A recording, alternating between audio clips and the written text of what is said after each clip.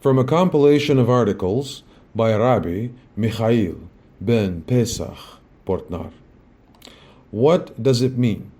Love each other in the spiritual. In our everyday life, we are constantly faced with the contradiction between the external reality that is felt rough, ruthless, not knowing mercy, and the position of the Lurian Kabbalah, learning to give from yourself. How can a person work for giving and ever respond to the call to love each other in such a completely devouring each person and everything in an atmosphere of cruelty and hatred which is outside of me? And this question is very delicate and urgent even for the most advanced students and colleagues in the Lurian Kabbalah. But the fact is that attitude we read about in the beginning of my book, Guide for Inner Spiritual Work, is ever getting lost from the sight. I quote there, first of all, you need to understand to whom a Kabbalist refers, speaks on his book. Case that is known to all, that everything that exists is composed of two principal parts, internal and external. External part in a person lives under the laws of the low material world. The assessment of his thoughts and actions carried out on the basis of a pair of categories, bitter or sweet. Bitter, that causes inconvenient solutions and the circumstances, is under these laws rejected by a person and he sees its manifestation as evil, and vice versa. Sweet is getting attracted and seems as good.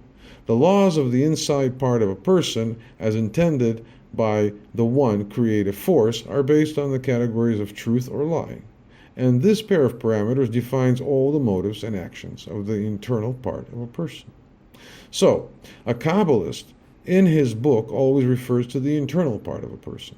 The same applies to all the holy books. And that's why only the internal part of a person can adequately respond to the calling of the author, a Kabbalist, and through that can find in this benefit and meaning.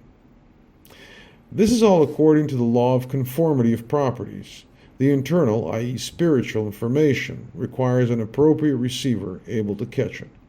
Even if the spiritual sensitivity of a person is still not developed, whilst he keeps a correct orientation on the internal part of a person, he will get good results. And now let us disconnect these two key components of the structure of a person and look at each separately. Number one, the external part in a person. First, this one is manifested towards outside, and outside means that ruthless, devouring all world, which opens to the eyes and ears and to all five senses of the external part of a person. And here lies seemingly an insoluble contradiction, that we are commanded to love each other. But how, tell me, you can fall in love with all this filth of the world? After all, here is everything directed only to robbery, rape, theft, corruption, betrayal, and the list of this evil has neither end nor edge. And here too, the religions speak of some, love your neighbor, or of non-resistance to evil, etc. How then has the outer part of a person actually to act in each of his thoughts, motives, and deeds? And here, tune, please, in a complete way, upon your ears all the way to hear that, what you read here, and absorb it tightly. The external part of a person in this world is obliged to fight, to be stubborn in achieving the goals and constantly strive for victory. And now, for the needs of all those wins, it's required of him indispensable use of his wicked or evil inclination. For the external part of a person is the selfish desire to receive in all varieties of its manifestations, and therefore the evil perfectly meets all these initiatives and the completion of victories in this material world. Without involving the evil inclination of the outer part of a person, it will not work. No career, no family, no children, no money, no glory, nothing. They'll remain only a disappointed and devastated by our world loser. Whilst the Creator made a human being, including his external part, as a winner. In other words, everyone must strive in this world to become successful. Yes, a winner. Yes, now it might be clear to you the radical difference between what is given in the Lurian Kabbalah and its teachings of salvation, and all sorts of religious and other groups, dogmas, such as non-resistance to evil, an external comedy playing of the Arvut group's solidarity and other earthly nonsense. Let's go further. What do all these efforts in our world to win? You win, first of all, from the unclean force. Even if a person pursues selfishly his personal goals in this material world, he still has to some extent weakens the unclean force. The last one is getting thinner, constantly adapting to the level of the desires and aspirations of the outer person or the outer part of that person. Thus, the unclean force is getting closer and closer to its end. After all, if I want to become a director of a company, a major professor, or a specialist worker on the laying of bricks, I am obliged to put still more effort to achieve my goal. This means that my efforts in the end reduce the strength of the unclean force that is in me. In reality, the unclean force with my every new effort enhances, but I am getting more able to manage it, more disobeying her and making her obey to myself. And this is because my strength of resistance to it, my willpower, still increases. But in this is extremely important the attitude of the outside part of a person in relation to his inner part. The outer part has to define and relate all the thoughts, motivations, and actions only by his inner part. In other words, the outer part in a person has permanently been affected by this inner one. Between them should be executed the commandment, love each other. The outer loves the inner, and the inner part loves the outer part of a person, for everything is in one person.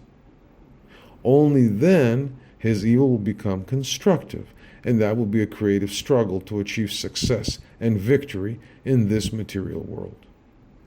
To summarize, the concept of the outer part of a person, I want to say that the task concerning this world is not to allow anybody and anything to put yourself on the shoulder, but instead still to win from everyone and everything. The inner part of a person. And the inner part of a person must be guided only by him, who is more internal within yourself. For the glow of the one from whom the teaching of salvation was descended in this world. And here is where the attitude of the inner part of a person is to allow the higher that is in him every time in any situation to put yourself on the shoulder. And only with this attitude you can win also in the spiritual. And that's why when a student of Lurian Kabbalah hears the words of his teacher and, look, they seem to him stubborn, it seems that the teacher forces him his opinions, even in matters that are seemingly non-Kabbalistic, at that particular moment one should remember that the Kabbalah teacher, ever under any circumstances, appeals to his student or colleague, to his inner part. And the fact that the student feels such an attitude from his teacher, he crushes on me, comes from the perception of the student, from the perspective of his outer part. That is, at a time when a student stubborns and doesn't want to listen to the words of his teacher, spending an incredible amount of words in his questions to justify his own position, it points to the undeniable fact that the student sees the teacher's words from the point of view of the student's external part. This is a discrepancy of properties. How, then, can this student truly perceive the words of his teacher?